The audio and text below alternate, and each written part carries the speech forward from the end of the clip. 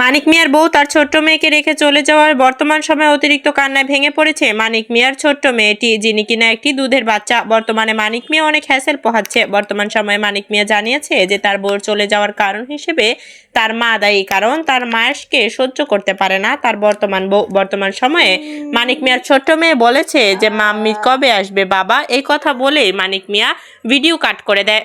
সিদ্ধান্ত স্বরূপ মানিক মিয়ার বউ জানিয়েছে যে যদি মানিক মিয়ার মায়ের কাছ থেকে তাকে আলাদা না করে তাহলে কোনোভাবেই আর ফিরবে না। মানিক মিয়ার বউ 15 দিন যাবৎ চলে গেছে বাবার বাসায়। অনেকেই বলছে পরকীয়ার কারণে নাকি চলে গেছে, তবে পরকীয়া নিয়ে এখনো পর্যন্ত মুখ খোলেনি মানিক মিয়া। তবে বর্তমান সময়ে এত দুধের বাচ্চাকে নিয়ে কেন চলে গেল মানিক মিয়ার বউ, সেটা নিয়ে মানিক মিয়া জানিয়েছে সে আর হয়তো নাও ফিরতে পারে, তবে আমি আমার মাকে কখনোই ছাড়বো না। মানিক মিয়ার বউ জানিয়েছে সে যদি তার মাকে না ছাড়ে তাহলে আমি আর কখনোই ফিরে আসবো না। বর্তমানে তিনি সহ্য করতেই পারেন না তার শাশুড়িকে। মানিক মিয়া জানিয়েছে তার যা দরকার তা সে পেলেই হয়,